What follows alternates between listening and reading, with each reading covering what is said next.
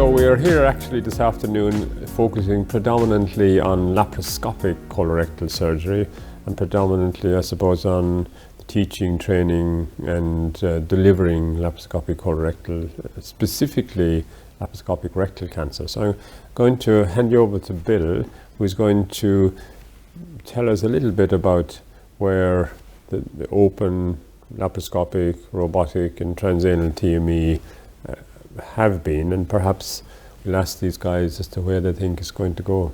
Bill, what are your thoughts on open laparoscopic, robotic and transanal TME? I think it was George Eliot who said that prophecy is the most gratuitous of errors. And I fear that we're looking into the future. At the moment, it seems to me that you have robots coming in all directions, and the things that we have to me, the discussion between laparoscopic and transanal, and the use of robots for either, it's all there competing. And to me, it's essential that everybody doesn't try to do everything, because I don't think they will be good enough at it, and that the training that you guys did with laparoscopy is a wonderful example. But essentially, in the first instance, you have to discover what is the best way of doing each case, and then you have to work out how you're going to teach it to groups of people and who those people should be. And this is a huge challenge for your generation. So, Mark, so over to you to tell me the answer. The problem with all of this is that in rectal cancer, we're in a moment of time right now in which we've just about learned how to do open rectal cancer surgery, thanks to the enormous contribution of you and your colleagues. And then along comes laparoscopic surgery, and it's certainly not at a point where we can say we know that this is the best way to do rectal cancer with multi-port laparoscopic surgery. For everybody. For everybody. For everybody. Absolutely. You add to that the sort of the single port laparoscopic story, which sort of came and went fairly quickly. And then you've got robotics, and of course it's not just one robotic platform, and even the main market leading device is evolving and will continue to evolve. But then upwards of maybe 25 other companies are coming to market with different versions of the same. And then you add to that TATME, and amidst all of that are the different neoadjunctive therapies that you can apply to rectal cancer to improve outcomes. So I think it's impossible to say, because we're just taking a snapshot, because we don't know where we're going to be in 5-10 years time with these techniques. And as I think you've both said and Thomas said, and to quote I think Cuthbert Jukes, it's not about the technique, it's about choosing your surgeon wisely and getting them to apply the technique that they're most familiar with at that time.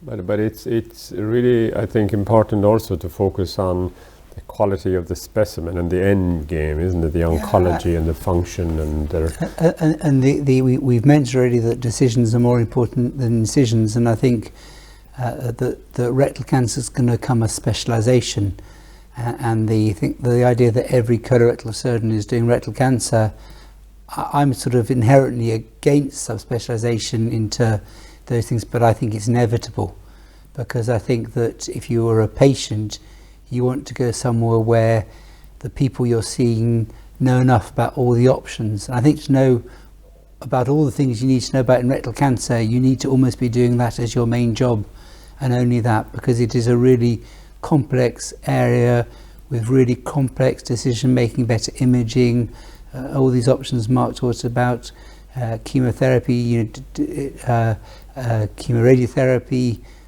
the decisions that need to be made, the need for trials to randomise people into these trials. So I think we're going to go into an era where rectal cancer will become more and more specialised, and then I think there will be things like robotics, maybe things that become the markers. You can't be a rectal cancer centre if you haven't got a robot, which doesn't make sense, but they're the sort of things that come out that say you need to have. You couldn't be a cancer centre if you didn't have a radiotherapy machine. You know, when Basingstoke couldn't be a cancer centre. So it's those types of things will come. It's a very interesting topic, and of course Bill started off with the concept of being as I did ruptured aneurysms for my first year or so of my I used to take out the prostate when I started as a it's only a few millimetres away from where we are, so it seems logical. But the story of Frank Tovey, we talked about that. Frank Tovey coming in and saying, you do this well, maybe you should do all of the rectal That was cancer. amazing, wasn't it? And it helps you to achieve where you are. But I think, Tom, the problem is, though, that like one very interesting concept is, where does the rectum begin and end? Where is the top of the rectum and where is the sigmoid? And then my concept... I assume that's going to be a whole TV bill on its own, where the rectum is. Well, actually, the problem is that you need to train people to know, to recognise the complexity and then maybe subspecialise, maybe even within hospitals, because a lot of surgeons are very worried about losing colorectal cancer, not just rectal cancer. So I think, and the danger is that it's easy to say, put them all into a big centre, but actually the issue really is around having an individual or a group, it has to be a group of individuals who actually focus on all aspects, early rectal cancer, the whole concept of SPECS, which we significant polyp, early rectal cancer, where you're not quite sure what it is. But I think, but where is this going to lead us? You think that, like for instance, take a hospital in Plymouth. I mean, you've got a big catchment population, more than 500,000. How many rectal cancers a year in your hospital, roughly, Mark? Well, out of somewhere around 400 colorectal cancers a year, around 100 are rectal cancers, and we're already in our unit moving towards subspecialisation within through the people that can use the robot, because when they reach the top of their learning curve for dealing with difficult low cancers in males, I think that may, for the time being, be our gold standard.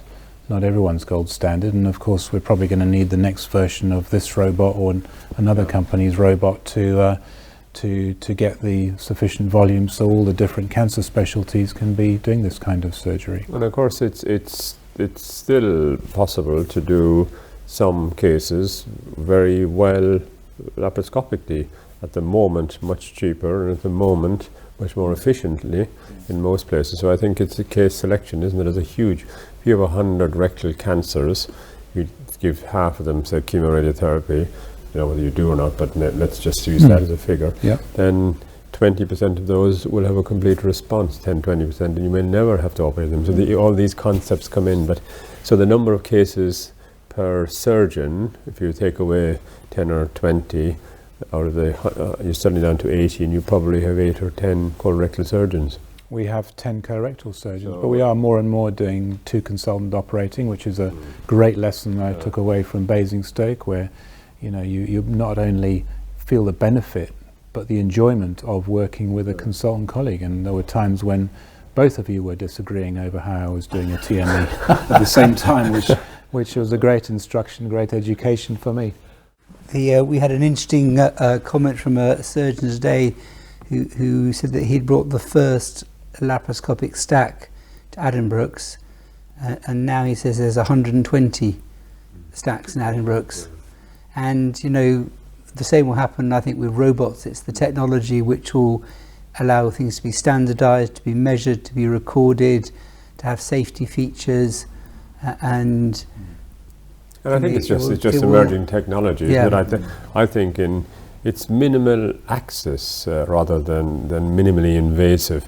Pretty invasive to take out somebody's colon or rectum, and sometimes people confuse the term access and invasion. You can step back and actually just call it image-based interventions. We lost one of our many stacks a few years ago, and I eventually found it in the peritoneal dialysis catheter lab, where they were checking and confirming the correct positioning of a PDC in renal dialysis patients. And I thought, well, that's a great use of a stack, let it stay there. But just shows you how image-based systems, these screens sat on stacks, are getting into every aspect of healthcare and affording us the benefit of measuring people's progress, because it's all there in glorious 4K.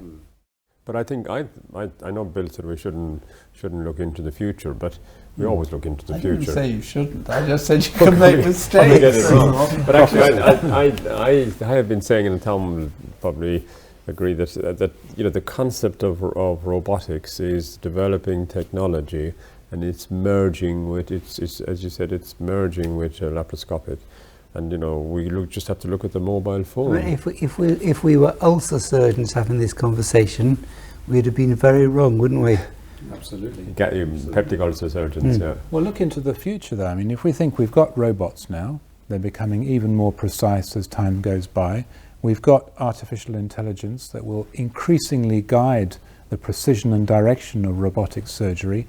If you start adding things like high fidelity imaging, those images from MRIs, CTs in real time, because the rectum's relatively fixed, will be able to guide the surgeon using the robot and the help of AI to be more precise, lower in the pelvis in the difficult situation of the male patient. So if we do look into the crystal ball, I know that technology is there and present and correct already.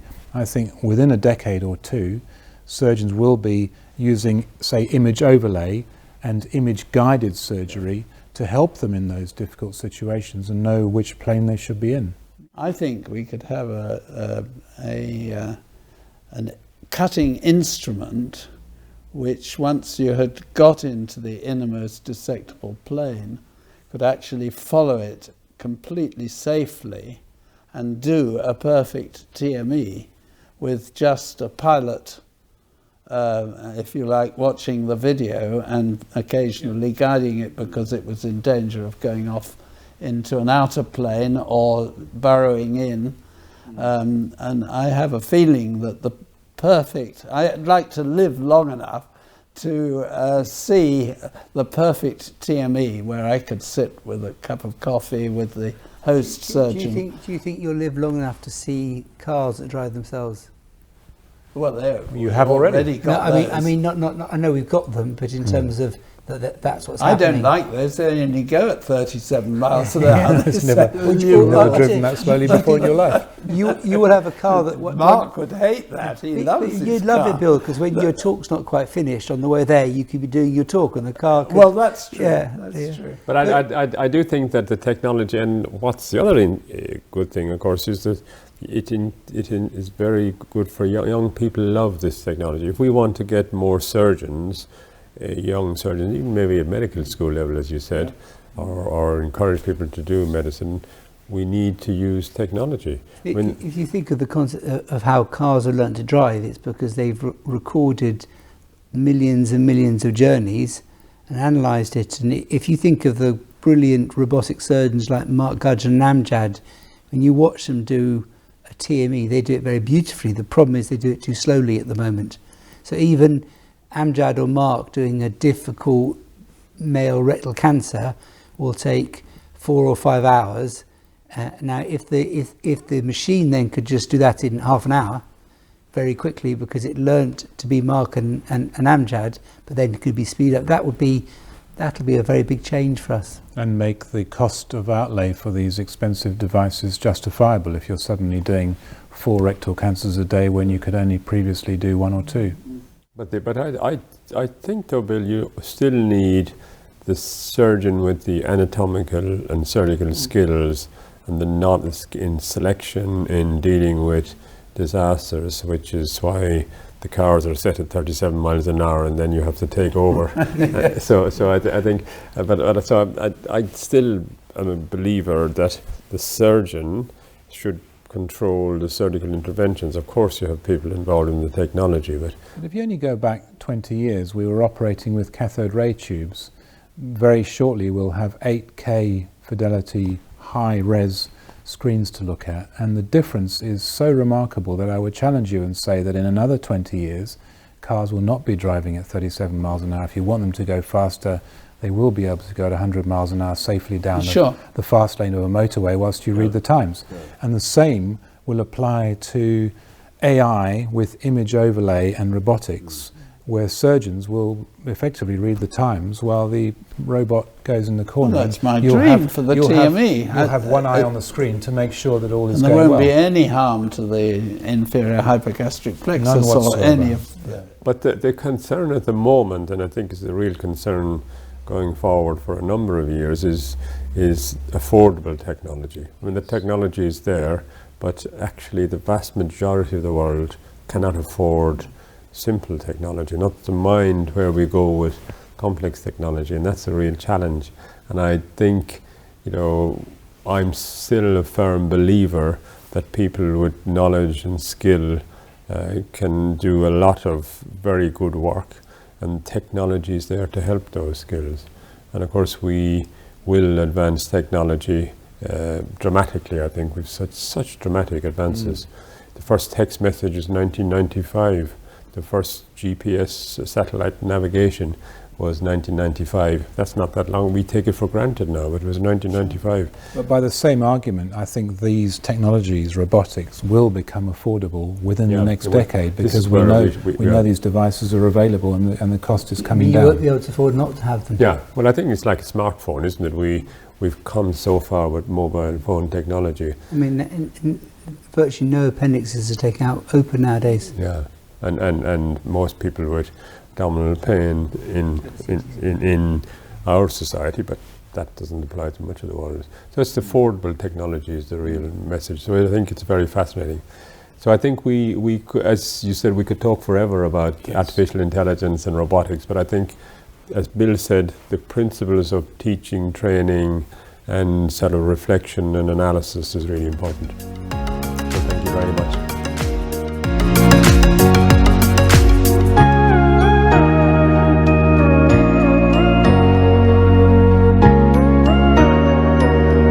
You can find a whole series of videos and links to our series of discussions around rectal cancer at this address. And if you have any suggestions what we might cover, please let us know. Thank you very much for joining us.